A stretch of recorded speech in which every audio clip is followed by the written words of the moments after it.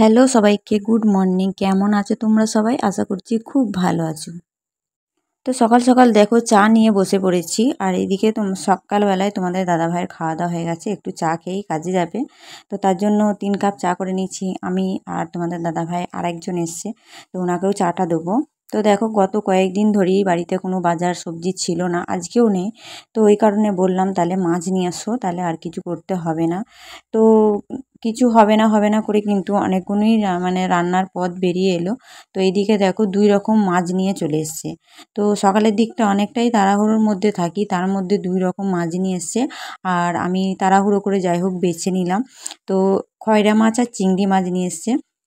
তো এদিকে খয়রা মাছ বেছে নিলাম, আর এদিকে চিংড়ি মাছও আমার বাছা হয়ে গেছে কমপ্লিট। তো গতকাল রাতে আমার ছোট মেয়ে বলেছিল চিংড়ি মাছ খাবো, তো তার জন্য চিংড়ি মাছ নিয়ে চলে এসছে। আর আমি খয়রা মাছ খেতে খুব ভালোবাসি, তো বেগুন দিয়ে রান্না করব, তার জন্য খয়রা মাছ নিয়ে এসছে।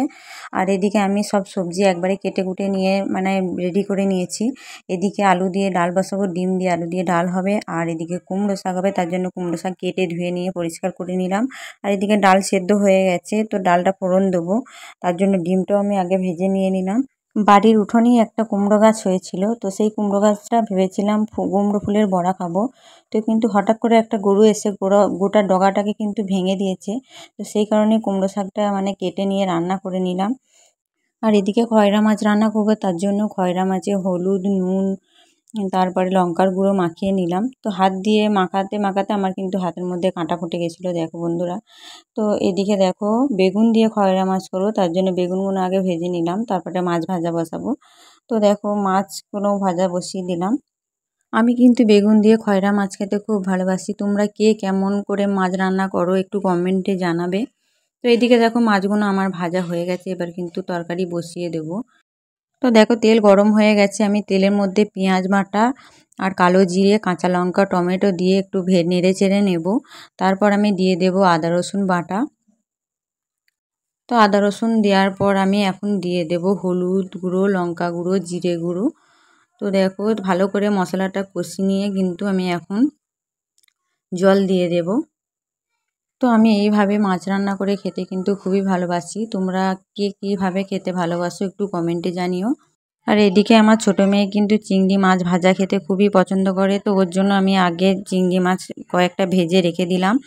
আর আমি বানাবো চিংড়ি মাছ দিয়ে বটবটি কলাইয়ের ভর্তা। তো আগে আমি চিংড়ি মাছ কটা ভেজে নিলাম, আর একটা কড়াইয়ে কিন্তু আমি বটবটি ভাজা বসিয়ে দিয়েছি। আর এদিকে একটা কড়াইয়ে দেখো বটবটি মানে ভাজা বসিয়ে দিয়েছি। আর কাঁচা লঙ্কা, রসুন আর কালো জিরে কিন্তু আমি আগে থেকেই ভেজে তুলে রেখেছি। তো সব কিছু ভাজা হয়ে গেলে এবার কিন্তু আমি বেটে নেব নোড়া দিয়ে। তো দেখো চিংড়ি মাছ, বটবটি আর কাঁচা লঙ্কা, কালো জিরে দিয়ে আমি কিন্তু এখন বেটে নেব।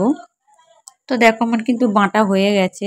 আমার মানে বাটতে খুবই একটু অসুবিধাই হচ্ছিল। তোমরা চাইলে একটু মিক্সিতেও বানিয়ে নিতে পারো। আর এই ভর্তাটা একবার বানিয়ে দেখো, দারুণ টেস্ট হয় বন্ধুরা।